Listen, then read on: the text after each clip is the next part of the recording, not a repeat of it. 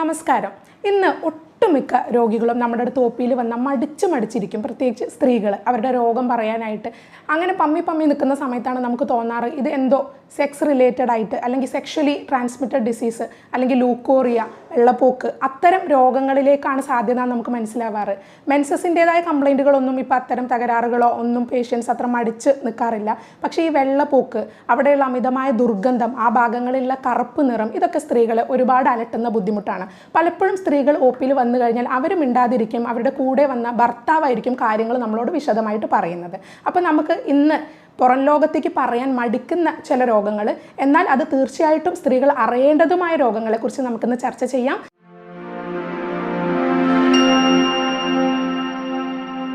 ഞാൻ ഡോക്ടർ ജോബിതാപ്ഷൻ, doctor Basil homeo hospital, Pandikkad, Malappuram ജില്ല.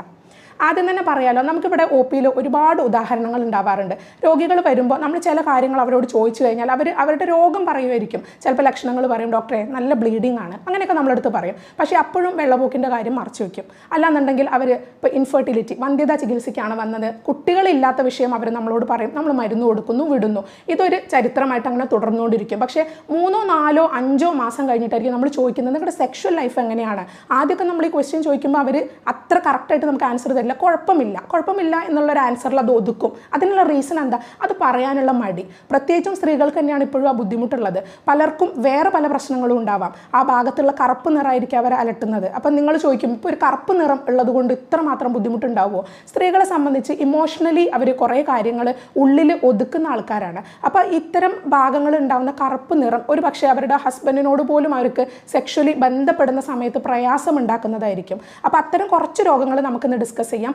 ആദ്യം തന്നെ ഞാൻ പറയുന്നത് താല്പര്യക്കുറവിനെ കുറിച്ചാണ്. താല്പര്യക്കുറവ് പലർക്കും അറിയായിരിക്കും. അവരുടെ ഭർത്താവ് ഇപ്പോൾ നമ്മളടുത്ത് പറയും, ഡോക്ടറെ ബന്ധപ്പെടാൻ താല്പര്യം കാണിക്കുന്നില്ല, അവർക്ക് എന്നോടുള്ള മാനസികമായിട്ടുള്ള അകൽച്ചയാണോ, അതല്ലെങ്കിൽ ഇമോഷണലി അവർക്ക് എന്തെങ്കിലും പ്രയാസങ്ങളുണ്ടോ, അല്ലെങ്കിൽ വേറെ എന്തെങ്കിലും ബന്ധങ്ങൾ അവർക്കുണ്ടോ എന്നുള്ള സംശയം വരെ അവർക്ക് തോന്നി തുടങ്ങാറുണ്ട്. അപ്പം നിങ്ങൾ ഭർത്താക്കന്മാർ ശ്രദ്ധിക്കേണ്ടത് എന്താ വെച്ചാൽ, എപ്പോഴും ഇത് മറ്റൊരു ബന്ധത്തിലേക്ക് ഭാര്യ പോയി എന്നുള്ളതിൻ്റെ തെളിവൊന്നുമല്ല. പക്ഷേ അവർക്ക് വേറെ എന്തെങ്കിലും ബുദ്ധിമുട്ടുകൾ ഉണ്ടാവാം. അത് പല ബുദ്ധിമുട്ടുകളാവാം. ഒന്ന്, താല്പര്യക്കുറവിൻ്റെ മാനസിക നിലയിലുള്ള ബുദ്ധിമുട്ട് പലർക്കും ഡിഫറൻ്റ് ആയിരിക്കും. അതായത് ഇപ്പോൾ ഒരാളെ സംബന്ധിച്ച് വീട്ടിലെ പ്രശ്നങ്ങളായിരിക്കാം, ഒരാളെ സംബന്ധിച്ച് അവിടുത്തെ പ്രാരാബ്ധമായിരിക്കാം, ബുദ്ധിമുട്ടായിരിക്കാം, അല്ലെങ്കിൽ കുഞ്ഞുങ്ങൾക്ക് കറക്റ്റായിട്ട് ഫീസ് കൊടുക്കാൻ പറ്റുന്നില്ല എന്ന ചിന്തയായിരിക്കാം. മാനസികമായിട്ട് അവർ അതിലേക്ക് കൂടുതൽ സ്ട്രെസ്സും ശ്രദ്ധയും കൊടുക്കുമ്പോൾ അവർക്ക് ദാമ്പത്യ കാര്യങ്ങളിലേക്ക് അത്ര ശ്രദ്ധ കൊടുക്കാൻ പറ്റില്ല. അല്ലെങ്കിൽ ഇൻലോസ്, നമ്മുടെ വീട്ടിലുള്ള താമസിക്കുന്ന മറ്റാൾക്കാരുടെ ബുദ്ധിമുട്ടായിരിക്കാം. ഇപ്പം അമ്മായി അച്ഛൻ അങ്ങനെയുള്ളവരുടെ പ്രയാസങ്ങളായിരിക്കാം, നാത്തൂൻ പോരായിരിക്കാം. ഇതെല്ലാം ഇതിന് ഘടകങ്ങളാണ്. നമ്മളെപ്പോഴും നമ്മുടെ മൈൻഡ് ഹാപ്പി ആയിരുന്നെങ്കിൽ മാത്രമേ നമുക്ക് നല്ലൊരു സെക്ഷൽ ലൈഫ് ഉണ്ടാവുള്ളൂ. അല്ലാന്നുണ്ടെങ്കിൽ നമ്മളതിന് താല്പര്യം കാണിക്കില്ല. പൊതുവെ ഇനിയിപ്പോൾ അത് സപ്പോർട്ട് ചെയ്യാത്തൊരു ഹസ്ബൻഡും കൂടെയാണ്, ഭാര്യയെ മനസ്സിലാക്കാത്ത ഹസ്ബൻഡാണ്, ഭാര്യയൊപ്പം സമയം ചെലവഴിക്കാത്ത ആളാണെന്നുണ്ടെങ്കിൽ പോലും അവർക്ക് സെക്ഷലി താല്പര്യം വളരെ കുറവായിരിക്കും. ഇപ്പോൾ നമ്മൾ പറയുകയാണ്, രാവിലെ വരുന്നു, ഹസ്ബൻഡ് രാവിലെ ഡ്യൂട്ടിക്ക് പോകുന്നു, ഡ്യൂട്ടി പോയി കഴിഞ്ഞിട്ട് ഈവനിങ് വന്ന് ചായ എവിടെയാണെന്ന് ചോദിക്കുന്നു, വേറെ ഒരു കാര്യങ്ങളുമില്ല, രാത്രി ഡിന്നർ എവിടെയാണെന്ന് ചോദിക്കുന്നു, ഹസ്ബൻഡ് പുറത്തേക്ക് പോകുന്നു, ഫ്രണ്ട്സിൻ്റെ കൂടെ കറങ്ങുന്നു. ആ സമയമൊക്കെ ഭാര്യ വീട്ടിലെ ജോലികൾ ചെയ്തിരിക്കുകയായിരിക്കും. ഇതൊക്കെ കഴിഞ്ഞ് രാത്രിയായിരിക്കും ആ ലേഡി ഒന്ന് ഫ്രീ ആയിട്ടിരിക്കുന്നത്.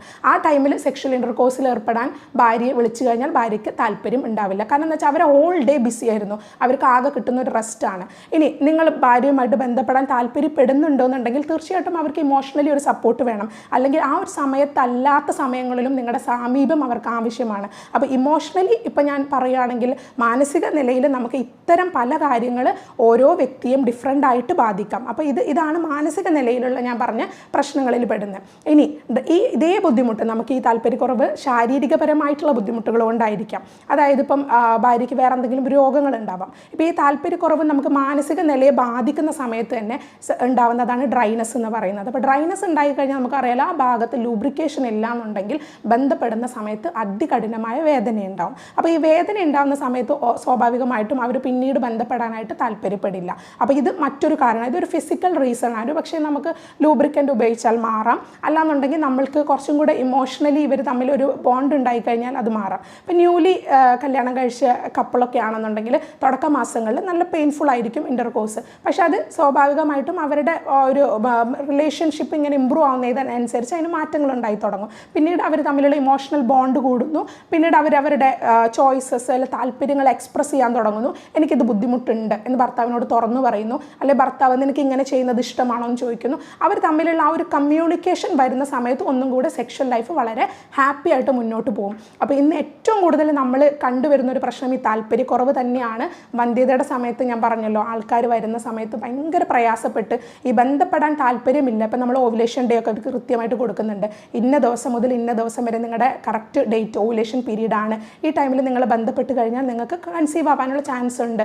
ആ പീരീഡിൽ കഴിക്കേണ്ട മരുന്നുകളടക്കം നമ്മൾ കൊടുത്തു കഴിഞ്ഞാൽ പോലും അവർ ഒരു മാസം കഴിഞ്ഞ് കൺസീവ് ആവാതെ വരുമ്പോൾ അതിൻ്റെ പിന്നിൽ വലിയൊരു റീസൺ ഈ താല്പര്യക്കുറവ് തന്നെയാണ്. ബന്ധപ്പെടാൻ കഴിയുന്നില്ല. ആ ഭാഗത്തുണ്ടാവുന്ന ഡ്രൈനെസ് വളരെയധികം ബുദ്ധിമുട്ടിക്കുന്നുണ്ട്. അപ്പോൾ അത് ഒരു സെക്കൻഡ് ടൈം ബന്ധപ്പെടാൻ താല്പര്യപ്പെടുന്നില്ല. താല്പര്യക്കുറവിനൊക്കെ നമുക്ക് വളരെ നല്ല മെഡിസിൻസ് അവൈലബിൾ ആണ്. അപ്പോൾ താല്പര്യക്കുറവിന് നമ്മൾ മെഡിസിൻസ് കഴിച്ചാൽ മാത്രം മതിയാവില്ല. ഇതിൻ്റെ പിന്നിലുള്ള ഒരു ഫാക്ടർ നിങ്ങൾ കണ്ടെത്തണം. അത് എന്ത് ഫാക്ടറാണ് രണ്ട് പേരെയും അകറ്റി നിർത്തുന്നതെന്ന് കണ്ടുപിടിച്ച് അതിന് കൃത്യമായിട്ടുള്ള സൊല്യൂഷൻ കൊടുത്തു കഴിഞ്ഞാൽ ലൂബ്രിക്കേഷൻ ഉണ്ടാവും, ഡ്രൈനെസ് കുറയും, താല്പര്യമുണ്ടാവും, എല്ലാം സുഗമമായിട്ട് തന്നെ നടക്കും. അതുപോലെ ഹിസ്റ്റക്ടമി കഴിഞ്ഞ സ്ത്രീകൾ കോൺടാക്ട് ചെയ്യാറുണ്ട്. അതായത് യൂട്രസ് എടുത്ത് കളഞ്ഞ സ്ത്രീകൾ, ഡോക്ടർ യൂട്രസ് എടുത്ത് കളഞ്ഞു, താല്പര്യക്കുറവ് ഉണ്ടാവുമോ എന്നും ചോദിക്കാറുണ്ട്. യൂട്രസും ഓവറിയും ഒരുപോലെ എടുത്ത് കളഞ്ഞു, അതായത് രണ്ട് അണ്ടാശയങ്ങളും എടുത്ത് കളഞ്ഞു കഴിഞ്ഞാൽ തീർച്ചയായിട്ടും ഈസ്ട്രജൻ ഹോർമോൺ കുറയും. അതോടൊപ്പം താല്പര്യക്കുറവ് ഉണ്ടാവാൻ സാധ്യത ഏറെയാണ്. പക്ഷെ അപ്പോഴും നമുക്ക് ഹോർമോണൽ സപ്ലിമെൻ്റ് അല്ലാത്ത രീതിയിലുള്ള മെഡിസിൻസ് തന്നെ അവൈലബിൾ ആണ്. ആ മെഡിസിൻസ് കഴിക്കുകയാണെന്നുണ്ടെങ്കിൽ നിങ്ങൾക്ക് ഒരു പരിധി വരെയൊക്കെ നിങ്ങളുടെ താല്പര്യം ഇമ്പ്രൂവ് ചെയ്ത് കൊണ്ടുവരാൻ പറ്റും. അപ്പോൾ ഇങ്ങനെയാണ് താല്പര്യക്കുറവിനെ കുറിച്ച് പറയാനുള്ളത്. മറ്റൊരു വിഷയം എന്ന് പറയുന്നത് വെള്ളപ്പോക്കാണ്. വെള്ളപ്പോക്ക് മറ്റൊരു ഇമ്പോർട്ടൻ്റ് ആയിട്ടുള്ള ഘടകമാണ്. നമ്മൾ എത്ര മെഡിസിൻസ് കൊടുത്താലും ഇത് ചില സമയത്ത് ബാക്ടീരിയൽ ഇൻഫെക്ഷനൊക്കെ ആണെന്നുണ്ടെങ്കിൽ നമ്മൾ രണ്ടുപേരെയും ട്രീറ്റ് ചെയ്യേണ്ടതായിട്ട് വരും. അതായത് ഭാര്യയും ഭർത്താവിനെയും. അത് പലപ്പോഴും മനസ്സിലാക്കാതെ ഒരാൾ മാത്രം ട്രീറ്റ്മെൻറ്റ് എടുത്തുകൊണ്ട് മുന്നോട്ട് പോകുമ്പോൾ പല ഇഷ്യൂസും വരും. വീണ്ടും ആ രോഗം വരും. അവർ പറയും 3 മാസം മരുന്ന് കഴിച്ചു, അവർ പറഞ്ഞ കോഴ്സ് നമ്മൾ കംപ്ലീറ്റ് ചെയ്തു, ബട്ട് എഗെയിൻ ഈ അസുഖം വീണ്ടും തിരിച്ചു വരുന്നു എന്നുള്ളൊരു രീതിയിൽ പറയും. അപ്പോൾ ഈ ബാക്ടീരിയൽ ഇൻഫെക്ഷനൊക്കെ ആകുമ്പോൾ മഞ്ഞ നിറത്തിലായിരിക്കും നമുക്ക് ഈ വൈറ്റ് ഡിസ്ചാർജ് ഉണ്ടാവുന്നത്. ഈ മഞ്ഞ നിറത്തിൽ ലൂക്കോറിയ അഥവാ ഡിസ്ചാർജ് പോകുമ്പോൾ അത് ബാക്ടീരിയൽ ഇൻഫെക്ഷൻ ആണെന്ന് മനസ്സിലാക്കണം. ഒപ്പം അവിടെ ചൊറിച്ചിലുണ്ടാവും, ഒരു തരം ഫിഷി സ്മെൽ, ഒരു മീൻനാറ്റം പോലുള്ള മണം ഉണ്ടാവും. അപ്പോൾ ഇങ്ങനെ ഒരു സ്മെൽ ഉണ്ടാകുന്ന സമയത്ത് നമുക്ക് സെക്ഷൽ ഇൻ്റർകോഴ്സിൽ ഏർപ്പെടാൻ വളരെയധികം പ്രയാസമായിരിക്കും. കാരണം ഹൈജീനിക് ഫാക്ടേഴ്സ് എപ്പോഴും ഇതിനെ എഫക്റ്റ് ചെയ്യുന്ന ഒന്നാണ്. സെക്ഷൽ ഇൻ്റർകോഴ്സിൽ നിങ്ങൾ ഏർപ്പെടാൻ തുടങ്ങുന്നതിന് മുന്നേ തന്നെ ഭാര്യയും ഭർത്താവും ചെയ്യേണ്ട കുറച്ച് ബേസിക് പ്രിപ്പറേഷൻസ് ഉണ്ട്. അത് എല്ലാവരും ചെയ്യണമെന്നില്ല. നിങ്ങളുടെ ബോണ്ട് കൂടുന്നതിനനുസരിച്ച് ചിലപ്പോൾ നിങ്ങൾക്ക് അതിൽ മാറ്റങ്ങൾ വന്നേക്കാം. ബട്ട് യെറ്റ് എല്ലാവരും പ്രിഫർ ചെയ്യുന്നത് ഒരു ഹൈജീനിക് സെക്ഷൽ ഇൻ്റർകോഴ്സ് തന്നെയാണ്. അതിൽ നിങ്ങൾ പ്രിഫർ ചെയ്യേണ്ടത് രണ്ടുപേരും പല്ല് തേച്ചെന്ന് ഉറപ്പ് വരുത്തണം. കാരണം ഇതൊക്കെ വളരെ ഇമ്പോർട്ടൻ്റ് ആയ കാര്യങ്ങളാണ്. കാരണം ഇത് നിങ്ങളുടെ മൂഡിനെ തന്നെ ചേഞ്ച് ചെയ്തേക്കാം. നിങ്ങൾ വൃത്തിയില്ലാതെയാണ് നിങ്ങളുടെ ഭർത്താവിൻ്റെ റൂമിലേക്ക് കയറി ചെല്ലുന്നത്, അല്ലെങ്കിൽ ഹസ്ബൻഡ് ഇതുപോലെ വൃത്തിയില്ലാതെ കുളിക്കാതെ പല്ല് തേക്കാതെ ഇത്തരം രീതിയിലൊക്കെ ആണെന്നുണ്ടെങ്കിൽ സ്വാഭാവികമായിട്ടും മറ്റ് പങ്കാളിക്ക് അത് ഡിസ്റ്റർബൻസ് തന്നെ ആയിരിക്കും. അപ്പോൾ അതൊരു ബുദ്ധിമുട്ടായിട്ട് മനസ്സിൽ കിടക്കുമ്പോൾ പൂർണ്ണമായിട്ട് സെക്ഷൽ ഇൻ്റർകോഴ്സിൽ തൃപ്തി കിട്ടാൻ സാധ്യതയില്ല. അതുപോലെ തന്നെ നിങ്ങൾ ചൂസ് ചെയ്യുന്ന ടൈം വളരെ ഇമ്പോർട്ടൻ്റ് ആയ ഒരു ഫാക്ടറാണ്. അപ്പോൾ നിങ്ങൾ ചൂസ് ചെയ്യുന്ന ടൈം ഞാൻ പറഞ്ഞല്ലോ, ഒരാൾ നല്ല ഹെക്റ്റിക് വർക്ക് കഴിഞ്ഞ്, അല്ലെങ്കിൽ ഒരാൾക്ക് നല്ല തലവേദനയുള്ള ഒരു ദിവസം, അല്ലെങ്കിൽ അയാൾ സ്ട്രെസ്ഫുൾ ആയിരിക്കുന്ന ഒരു ദിവസം, ആ ദിവസം നിങ്ങൾ ചൂസ് ചെയ്യുന്നു ഒൺലി ബിക്കോസ് മറ്റേ ആൾ ഫ്രീ ആണ്, ഞാൻ ഹാപ്പിയാണ്, ഞാൻ എന്നെ വളരെ ഹാപ്പി ഡേ ആയിരുന്നു എന്ന് നിങ്ങൾ ചൂസ് ചെയ്ത ഒരു ഡേയിൽ മറ്റേ നിങ്ങളുടെ വൈഫിനെ നിങ്ങൾ നിർബന്ധിക്കുമ്പോൾ, അല്ലെങ്കിൽ നിങ്ങളുടെ ഭർത്താവിനെ നിങ്ങൾ നിർബന്ധിക്കുമ്പോൾ അത് പ്രയാസമുണ്ടാക്കുന്ന ഒന്നായിരിക്കും. അപ്പോൾ രണ്ടുപേരും കംഫർട്ടബിളായ നേരം, കംഫർട്ടബിളായ ദിവസം ചൂസ് ചെയ്യുക. അതുപോലെ തന്നെ നിങ്ങൾക്ക് ഡിസ്റ്റർബൻസ് വരാതെ ഇരിക്കാൻ സാധ്യതയുള്ളൊരു സമയം ചൂസ് ചെയ്യുക. ഇപ്പോൾ കുട്ടികൾ സ്കൂളിൽ പോകുന്ന സമയം, പകൽ സമയം, പൊതുവെ എല്ലാവരും രാത്രിയാണ് പ്രിഫർ ചെയ്യുന്നത്. ഇനി രാത്രിയാണെങ്കിൽ ഓക്കെ, രാത്രിയാണെങ്കിലും ഓക്കെ, ബട്ട് മറ്റേ പങ്കാളിക്ക് ഉറക്കക്കുറവില്ല, അല്ലെങ്കിൽ ഉറക്കം ഡിസ്റ്റർബ് ആവുന്നതല്ല, ആളും കൂടെ അതിൽ ഇൻവോൾവ് ആണെന്നുണ്ടെങ്കിൽ മാത്രമേ നിങ്ങൾ ആ ടൈം പ്രിഫർ ചെയ്യാവൂ. അല്ലെങ്കിൽ നിങ്ങൾക്ക് ഒരു 3-4 മണിക്കൂർ നിങ്ങൾക്ക് ആവശ്യമുണ്ടെന്നുണ്ടെങ്കിൽ ആ 3-4 hours നിങ്ങൾ ഹാപ്പി ആയിട്ടിരിക്കാൻ വേണ്ടി കുട്ടികളില്ലാത്ത സമയം പ്രിഫർ ചെയ്യുക, കുട്ടികൾ സ്കൂളിൽ പോകുന്ന സമയം പ്രിഫർ ചെയ്യുക, അല്ലെങ്കിൽ വീട്ടിൽ മറ്റാരും ഇല്ലാത്ത സമയം, ആരും വരാതിരിക്കാൻ സാധ്യതയുള്ള സമയം, അത്തരം സമയങ്ങൾ നിങ്ങൾ പോസിബിളി 1 hour ഫ്രീ ആവുന്നൊരു ടൈം വേണം നിങ്ങൾ ചൂസ് ചെയ്യാൻ. അല്ലാതെ ഹറിബറിയായിട്ട് തിരക്ക് പിടിച്ച് പെട്ടെന്നൊരു സമയം കണ്ടെത്തി ആൾക്കാരും മറ്റ് ഡിസ്റ്റർബൻസൊക്കെ ഉള്ളതിനിടയിലാവുമ്പോഴും നിങ്ങൾക്ക് ഈ ലൂബ്രിക്കേഷൻ്റെ പ്രോബ്ലംസ് സ്ത്രീകളിൽ കൂടുതലായിട്ട് വരും. എപ്പോഴും ഇൻ്റർകോഴ്സിൽ സ്ത്രീകളാണ് കൂടുതൽ ബുദ്ധിമുട്ടുന്നത്. അത് ഒന്നാമത് ഈ ഡ്രൈനസ് കാരണമാണ്. അല്ലാന്നുണ്ടെങ്കിൽ അവരുടെ ഈ ഒരു ഇമോഷണലി അവർ ഫ്രീ ആവാത്തതിൻ്റെ പ്രശ്നം കൂടെ ആയിരിക്കാം. അപ്പോൾ ഈ വെള്ളപ്പൊക്കം ഉണ്ടാകുന്ന സമയത്ത് നമ്മുടെ അടുത്ത് ഭർത്താക്കന്മാർ പറയാറുണ്ട് അതിൻ്റെ സ്മെല്ല് കാരണം ബുദ്ധിമുട്ടുണ്ടാവുന്നുണ്ട്, അല്ലെങ്കിൽ ആ ഭാഗത്ത് ഹിസ്റ്റെക്ടമി കഴിഞ്ഞ ആൾക്കാരിലൊക്കെ ആ ഒരു വജൈനൽ ഏരിയയിൽ കൂടുതൽ ഡ്രൈനസ്സും സ്മെല്ലും അനുഭവപ്പെടാറുണ്ട്. അപ്പോൾ ഇതിനൊക്കെ കൃത്യമായിട്ട് നിങ്ങൾ മെഡിസിൻസ് എടുക്കുകയാണെങ്കിൽ അതിൽ മാറ്റം ഉണ്ടാവും. ഇനി മറ്റൊരു വിഷയം പറയാൻ പോകുന്നത്, ഇപ്പോൾ നമ്മൾ താല്പര്യക്കുറവിനെ കുറിച്ച് സംസാരിച്ചു, ഡ്രൈനസിനെ കുറിച്ച് സംസാരിച്ചു, വെള്ളപ്പൊക്കിനെ കുറിച്ച് സംസാരിച്ചു, അതുപോലെ അവിടെ ഉണ്ടാകുന്ന ദുർഗന്ധം, കറുപ്പ് നിറം, ഇതിനെക്കുറിച്ചൊക്കെ നമ്മൾ സംസാരിച്ചു. അപ്പോൾ ഈ കറുപ്പ് നിറം എന്നൊക്കെ പറയുന്നത് നിങ്ങൾക്ക് അതിന് കോസ്മെറ്റിക് ആയിട്ടുള്ള ചില ക്രീമുകളും കാര്യങ്ങളും അപ്ലൈ ചെയ്താൽ മാറ്റാവുന്നതേ ഉള്ളൂ.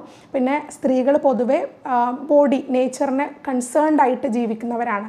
ഒരു ഡെലിവറിയൊക്കെ കഴിയുമ്പോൾ അവരുടെ ആ ഷേപ്പ് നഷ്ടപ്പെടുമ്പോൾ ഭർത്താവിന് തന്നോടുള്ള ഇഷ്ടം കുറഞ്ഞോ എന്നുള്ള സംശയം മാനസികമായിട്ട് അലട്ടുന്ന ആൾക്കാരാണ് സ്ത്രീകൾ. പലപ്പോഴും പുരുഷന്മാർക്ക് യാതൊരു വിധത്തിലുള്ള ചേഞ്ചസും ഉണ്ടായി കാണില്ല. മാത്രമല്ല അവർ അന്ന് ഭാര്യയെ സ്നേഹിച്ച പോലെ തന്നെയായിരിക്കും ഇപ്പോഴും സ്നേഹിക്കുന്നത്. ബട്ട് ഒരു പെണ്ണിന് വേണ്ടത് റീഅഷുറൻസ് ആണ്. എപ്പോഴും നിങ്ങൾ അഷ്യൂർ ചെയ്തുകൊണ്ടേയിരിക്കണം, ഞാൻ നിന്നെ സ്നേഹിക്കുന്നുണ്ട്, അല്ലെങ്കിൽ ഐ ലവ് യു, അല്ലെങ്കിൽ യു ലുക്ക് ബ്യൂട്ടിഫുൾ. അപ്പോൾ അങ്ങനത്തെ കാര്യങ്ങൾ എപ്പോഴും ഇങ്ങനെ പറഞ്ഞുകൊണ്ടിരിക്കണം. ഐ ലവ് യു, ബ്യൂട്ടിഫുൾ ആണ്, അല്ലെങ്കിൽ നിന്നെ കാണാൻ നല്ല ഭംഗിയുണ്ട്, അല്ലെങ്കിൽ ഇട്ട ഡ്രസ്സ് നല്ല ഭംഗിയുണ്ട്.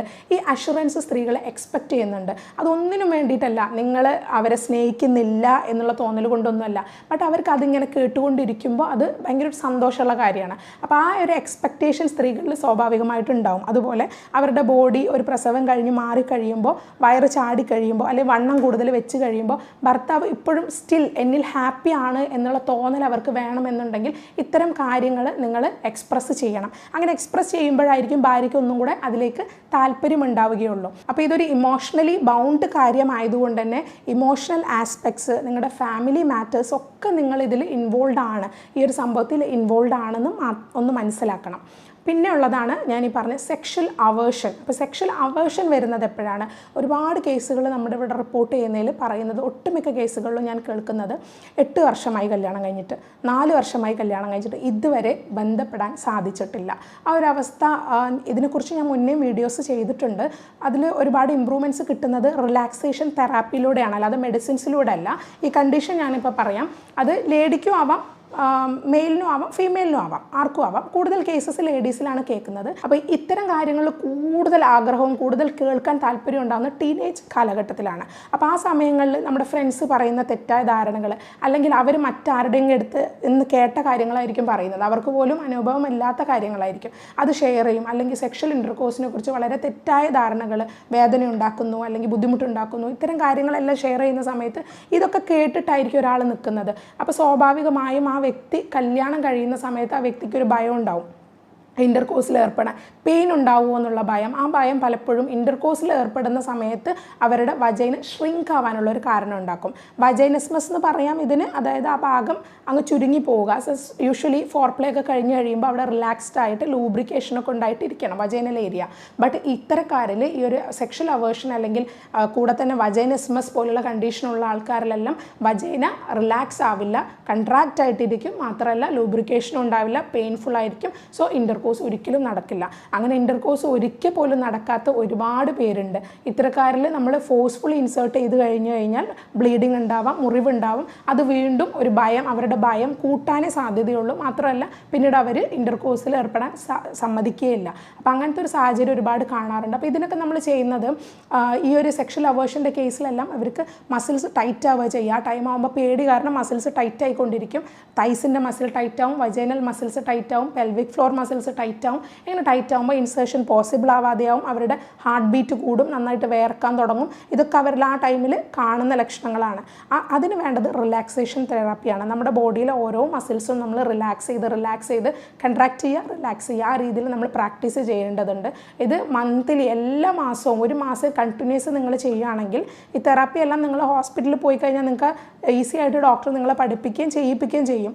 അപ്പോൾ ഇത് നിങ്ങൾ ചെയ്തു കഴിഞ്ഞാൽ നിങ്ങൾക്ക് തീർച്ചയായിട്ടും റിലാക്സേഷൻ ടെക്നിക്സ് പഠിക്കുമ്പോൾ ബോഡി ലൂസാക്കാനും ആ പേടി മാറാനും ഒരുപാട് ഹെൽപ്പ് ചെയ്യും. പിന്നെ പറയാനുള്ളത്, ഈ സെക്ഷൽ അവേർഷൻ്റെ കേസിൽ നമുക്ക് റിലാക്സേഷൻ തെറാപ്പിയിൽ ക്ലിയർ ആവും. ഇനി നിങ്ങൾ ചൂസ് ചെയ്യേണ്ട സമയത്തിനെ കുറിച്ച് ഞാൻ പറഞ്ഞു, എപ്പോഴും കംഫർട്ടബിളായ ടൈം ചൂസ് ചെയ്യുന്ന പോലെ തന്നെ നിങ്ങൾ ഒരു സ്പേസ് ചേഞ്ച് അല്ലെങ്കിൽ ഏരിയ ചേഞ്ചസ് നിങ്ങൾ നോക്കുക. അപ്പോൾ നമ്മുടെ മൈൻഡ് റിലാക്സ് ആവാൻ, നിങ്ങൾ വേറെ എന്തെങ്കിലും സ്ട്രെസ്സിലുള്ള സമയമാണെന്നുണ്ടെങ്കിൽ നിങ്ങൾക്ക് ജസ്റ്റ് ഒരു സ്ഥലം മാറ്റം നല്ലതായിരിക്കും. നിങ്ങൾ വീട് മാറിയിട്ട് വേറൊരു സ്ഥലത്തേക്ക് പോകുന്നു, അല്ലാന്നുണ്ടെങ്കിൽ ഇതിപ്പോൾ നമ്മൾ ട്രിപ്പ് പോകുമ്പോൾ പലപ്പോഴും നമുക്കതൊരു പിന്നെ ഒരു പുതിയ എക്സ്പീരിയൻസ് ആണല്ലോ. പുതിയൊരു റൂം, പുതിയ ഒരു കളർ, വാളിൻ്റെ കളറൊക്കെ ചേഞ്ച് ആകുമ്പോൾ തന്നെ നല്ലൊരു മാറ്റം തോന്നും. അതുപോലെ നിങ്ങൾക്ക് നിങ്ങളുടെ വീട്ടിലാണെങ്കിൽ തന്നെ ഇപ്പോൾ പുറത്ത് പോകാനുള്ളൊരു സാഹചര്യം ഇല്ലെങ്കിൽ നിങ്ങൾക്ക് ജസ്റ്റ് കട്ടിലിൻ്റെ പൊസിഷൻ മാറ്റിയിടാം, അല്ലെങ്കിൽ നിങ്ങളുടെ കേർട്ടൻസിൻ്റെ കളറൊന്ന് മാറ്റാം, പുതിയൊരു കേർട്ടൻ ഇട്ട് നോക്കാം, വേറൊരു ഡിഫറെൻറ്റ് കളർ ട്രൈ ചെയ്യാം, അല്ലെങ്കിൽ നിങ്ങളുടെ റൂമിൻ്റെ ലൈറ്റിൽ എന്തെങ്കിലും മാറ്റം വരുത്താം, അല്ലെങ്കിൽ ആംബിയൻസ്, ജസ്റ്റ് ആംബിയൻസ് ഒന്ന് ചേഞ്ച് ആകുമ്പോൾ തന്നെ നമ്മൾ വേറൊരു മൂഡിലേക്ക് വരും. അപ്പോൾ ഇത്തരം കാര്യങ്ങളിലും കൂടെ ശ്രദ്ധിക്കുക. അപ്പം അപ്പോഴേ നമുക്ക് ആ ഒരു പെർഫെക്റ്റ് ഒരു ഇത് കിട്ടുകയുള്ളൂ. അപ്പോൾ എപ്പോഴും നമ്മൾ ഈ അസുഖത്തിനെ മാത്രം കുറ്റം പറഞ്ഞിട്ടും കാര്യമില്ല, നമുക്ക് ഇന്ന അസുഖം ഉണ്ടെന്ന് മാത്രം പറഞ്ഞിട്ട് കാര്യമില്ല. കുറേ കാര്യങ്ങളൊക്കെ നമുക്ക് വീട്ടിൽ നിന്ന് തന്നെ ചേഞ്ച് ചെയ്യാൻ പറ്റുന്നുണ്ട്. സ്വഭാവത്തിലെ മാറ്റങ്ങൾ വരുത്താം, ഞാൻ പറഞ്ഞ പോലെ രൂപത്തിലെ മാറ്റങ്ങൾ വരുത്താം, നിങ്ങളുടെ റൂമിന് ഒരു ജസ്റ്റ് ഒരു ഡിഫറെൻറ്റ് ആംബിയൻസ് കൊടുക്കാം. ഇങ്ങനെയൊക്കെയാണ് നമ്മളത് ചേഞ്ച് വരുത്തേണ്ടത്. ഇപ്പം നിങ്ങൾക്ക് ഇതൊക്കെ കേൾക്കുമ്പോൾ എന്നാൽ തോന്നുന്നത് നമുക്കൊക്കെ ഇതിന് സമയമില്ലല്ലോ, ഇങ്ങനെയൊക്കെ ചെയ്തിരിക്കാൻ ആർക്കാണ് ഡോക്ടറെ സമയം എന്ന് നിങ്ങൾക്ക് പലപ്പോഴും തോന്നും. പക്ഷേ ഇതിലൊരുപാട് കാര്യങ്ങൾ ഇതിൽ ഒളിഞ്ഞു കിടക്കുന്നുണ്ട്. അപ്പോൾ നിങ്ങളിതൊന്ന് ട്രൈ ചെയ്ത് നോക്കുകയാണെങ്കിൽ നിങ്ങൾക്ക് തന്നെ ഡിഫറൻസ് മനസ്സിലാവും. അപ്പോൾ നിങ്ങളുടെ ഫാമിലി റിലേഷൻഷിപ്പ് ഇമ്പ്രൂവ് ആവാൻ തന്നെ ഇത് ഒരുപാട് ഹെൽപ്പ് ചെയ്യും. നിങ്ങൾ തമ്മിൽ കുറച്ച് ടൈം സ്പെൻഡ് ചെയ്താൽ മാത്രം മതി. മറ്റൊരു പ്രധാനപ്പെട്ട വിഷയമാണ് ഫോർ പ്ലേ എന്ന് പറയുന്നത്. ഓരോ സെക്ഷൽ ഇൻ്റർകോഴ്സ് എന്ന് പറയുന്നത് ഫോർ പ്ലേയും കൂടി ഇൻക്ലൂഡഡ് ആയിട്ടുള്ളതാണ്. ഒരു സ്ത്രീയെ സംബന്ധിച്ച് അവർക്ക് ഫുൾ ഓർഗാസം കിട്ടാൻ പലപ്പോഴും പ്രയാസമാണ്. അതിൻ്റെ റീസൺ ടൈമിങ്ങിലുള്ള വരുന്ന വ്യത്യാസമാണ്. അപ്പോൾ അത് കൂടുതലായിട്ടും സ്ത്രീകൾക്ക് പ്ലഷർ കിട്ടണം എന്നുണ്ടെങ്കിൽ എപ്പോഴും ഫോർ പ്ലേ വളരെ ഇമ്പോർട്ടൻ്റ് ആയിട്ടുള്ള സംഗതിയാണ്. അത് ഓരോ സ്ത്രീകൾക്കും ഡിഫറെൻ്റ് ആണ്. ഓരോ സ്ത്രീകൾക്കും ഫോർ പ്ലേ ചെയ്യേണ്ട രീതിയും താല്പര്യവും ഡിഫറെൻ്റ് ആയിരിക്കും. അത് നിങ്ങളെ പങ്കാളിയോട് നിങ്ങൾ ചോദിച്ച് മനസ്സിലാക്കുക തന്നെ വേണം. അവരുടെ താല്പര്യങ്ങൾ അവർ നിങ്ങളോട് തുറന്ന് പറയാനുള്ളൊരു സാഹചര്യം നിങ്ങൾ അവർക്ക് കൊടുക്കണം. അല്ലാതെ നിങ്ങളുമായിട്ട് അവർ കംഫർട്ടബിൾ ആകുമ്പോൾ മാത്രമേ അത് ഓപ്പൺ അപ്പ് ചെയ്ത് അവർ പറയുള്ളൂ. അപ്പോൾ അങ്ങനെയുള്ള സാഹചര്യങ്ങൾ കൊടുക്കുക. ഫോർ പ്ലേ കുറച്ച് കൂടുതൽ സമയം ചെയ്യുകയാണെങ്കിൽ ലുബ്രിക്കേഷൻ ഉണ്ടാവും, ഡ്രൈനെസ്സിൽ മാറ്റങ്ങളുണ്ടാവും, ഇമോഷണലി അറ്റാച്ച്മെൻറ്റ് വരും. മാത്രമല്ല ഇൻ്റർകോഴ്സ് വളരെ സുഗമമായിട്ട് നടക്കുകയും ചെയ്യും. ഈ വെള്ളപ്പൊക്കിൻ്റെ കളർ മഞ്ഞയാവുന്നു, പച്ചയാവുന്നു, ഇതെല്ലാം സെക്ഷലി ട്രാൻസ്മിറ്റഡ് ഡിസീസിന് സാധ്യതയുള്ളതാണ്. അത്തരം കേസുകൾ നിങ്ങൾക്ക് അനുഭവപ്പെടുക, അല്ലെങ്കിൽ മെയിൽസിന് ലിംഗത്തിൻ്റെ ഭാഗത്ത് കുരുക്കൾ വരിക, ചൊറിച്ചിൽ വരിക, ഇത്തരം ബുദ്ധിമുട്ടുകളൊക്കെ കാണപ്പെടുന്നുണ്ടെന്നുണ്ടെങ്കിൽ തീർച്ചയായിട്ടും നിങ്ങളൊരു ഡോക്ടറെ കാണിക്കേണ്ടതും അതിന് വേണ്ട ടെസ്റ്റുകൾ ചെയ്യേണ്ടതുമാണ്. മാത്രമല്ല വേറൊരു കാര്യം പറയാനുള്ളത്, നിങ്ങൾക്ക് ലിംഗത്തിലോ അല്ലെങ്കിൽ യോനി ഭാഗത്തോ മാത്രമല്ല സെക്ഷലി ട്രാൻസ്മിറ്റഡ് ഡിസീസിൻ്റെ ലക്ഷണങ്ങൾ വരുന്ന, അത് ബോഡിയിൽ എവിടെ വേണമെങ്കിലും വരാം. അപ്പോൾ അതും കൂടെ നോട്ട് ചെയ്യുക. ആ ഭാഗങ്ങളിൽ മാത്രമല്ല നിങ്ങൾക്ക് രോഗങ്ങളുടെ ലക്ഷണങ്ങൾ വരിക, മറ്റ് ഭാഗങ്ങളിൽ വരാം, തൊലിപ്പുറത്തൊക്കെ വരാം. അപ്പോൾ ഇതുകൊണ്ട് ഇത്തരം ലക്ഷണങ്ങൾ നിങ്ങളിൽ കാണുകയാണെന്നുണ്ടെങ്കിൽ തീർച്ചയായിട്ടും നിങ്ങൾ ഡോക്ടറെ കാണിച്ച് അതിന് വേണ്ടിയുള്ള ട്രീറ്റ്മെൻറ്റുകൾ ചെയ്യാം. നിങ്ങൾക്ക് ഈ വിഷയത്തിൽ എന്തെങ്കിലും സംശയങ്ങളുണ്ട്, അല്ലെങ്കിൽ നിങ്ങൾ എന്തെങ്കിലും ബുദ്ധിമുട്ട് അനുഭവിക്കുന്ന ആളാണ്, ഈ വിഷയങ്ങളിൽ ബുദ്ധിമുട്ടുണ്ട്, സെക്ഷൽ അവേർഷൻ്റെ പ്രശ്നങ്ങളുണ്ട്, അല്ലെങ്കിൽ ബന്ധപ്പെടാൻ പ്രയാസമുണ്ട്, കുട്ടികളുണ്ടാവാൻ പ്രയാസമുണ്ട്, ഇത്തരം പ്രശ്നങ്ങൾ നിങ്ങൾ അലട്ടുന്നുണ്ട്, ഇതിനെക്കുറിച്ച് നിങ്ങൾക്ക് കൂടുതൽ അറിയണമെന്നുണ്ടെങ്കിൽ നിങ്ങൾക്ക് തീർച്ചയായിട്ടും താഴെ കമൻറ്റ് ബോക്സിൽ രേഖപ്പെടുത്താം, അല്ലെങ്കിൽ താഴെ കൊടുത്തിരിക്കുന്ന വാട്സപ്പ് നമ്പറിൽ ഒന്ന് മെസ്സേജ് ഇടാവുന്നതാണ്. ഞാൻ ഡോക്ടർ ജോബിതാപ്ഷൻ, doctor Basil's homeo hospital, Pandikkad, Malappuram ജില്ല.